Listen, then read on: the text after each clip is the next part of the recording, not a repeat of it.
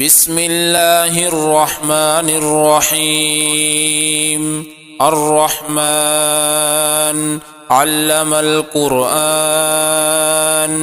خلق الإنسان علمه البيان.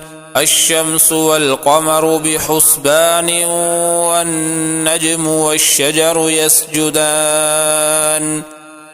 والسماء رفعها ووضع الميزان، ألا تطغوا في الميزان، وأقيموا الوزن بالقسط ولا تخسروا الميزان.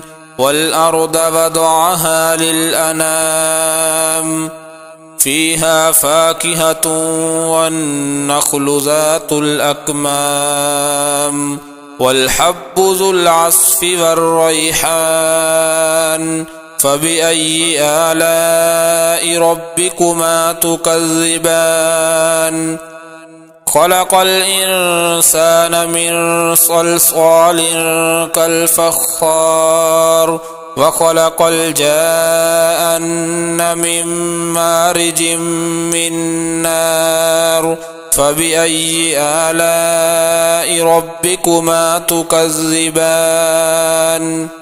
رب المشرقين ورب المغربين، فبأي آلاء ربكما تكذبان؟ مرج البحرين يلتقيان، بينهما برزخ لا يبغيان. فبأي آلاء ربكما تكذبان؟ يخرج منهما اللؤلؤ والمرجان. فبأي آلاء ربكما تكذبان؟ وله الجوار المنشآت في البحر كالأعلام. فبأي آلاء ربكما تكذبان؟ كل من عليها فان، ويبقى وجه ربك ذو الجلال والإكرام. فبأي آلاء ربكما تكذبان؟ يسأله من في السماوات والأرض، كل يوم هو في شأن. فبأي آلاء ربكما تكذبان؟ سنفرغ لكم أيها الثقلان. فبأي آلاء ربكما تكذبان؟ يا معشر الجن والإنس إن استطعتم أن تنفذوا من أقطار السماوات والأرض فانفذوا، لا تنفذون إلا بسلطان. فبأي آلاء ربكما تكذبان؟ يرسل عليكما شواظ من نار ونحاس فلا تنتصران.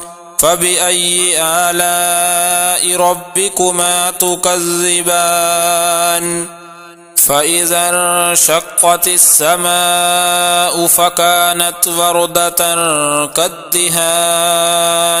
فبأي آلاء ربكما تكذبان؟ فيومئذ لا يسأل عن ذنبه إنس ولا جان. فبأي آلاء ربكما تكذبان؟ يعرف المجرمون بسيماهم فيؤخذ بالنواصي والأقدام. فبأي آلاء ربكما تكذبان؟ هذه جهنم التي يكذب بها المجرمون، يطوفون بينها وبين حميم آن. فبأي آلاء ربكما تكذبان؟ ولمن خاف مقام ربه جنتان، فبأي آلاء ربكما تكذبان ذواتا أفنان فبأي آلاء ربكما تكذبان فيهما عينان تجريان فبأي آلاء ربكما تكذبان فيهما من كل فاكهة زوجان فبأي آلاء ربكما تكذبان متكئين على فرش بطائنها من استبرق وجنى الجنتين دان فبأي آلاء ربكما تكذبان فيهن قاصرات الطرف لم يطمثهن إنس قبلهم ولا جان فبأي آلاء ربكما تكذبان كأنهن الياقوت والمرجان فبأي آلاء ربكما تكذبان هل جزاء الإحسان إلا الإحسان فبأي آلاء ربكما تكذبان ومن دونهما جنتان فبأي آلاء ربكما تكذبان مدهامتان فبأي آلاء ربكما تكذبان فيهما عينان نضاختان فبأي آلاء ربكما تكذبان فيهما فاكهة ونخل ورمان فبأي آلاء ربكما تكذبان فيهن خيرات حسان فبأي آلاء ربكما تكذبان حور مقصورات في الخيام فبأي آلاء ربكما تكذبان لم يطمثهن إنس قبلهم ولا جان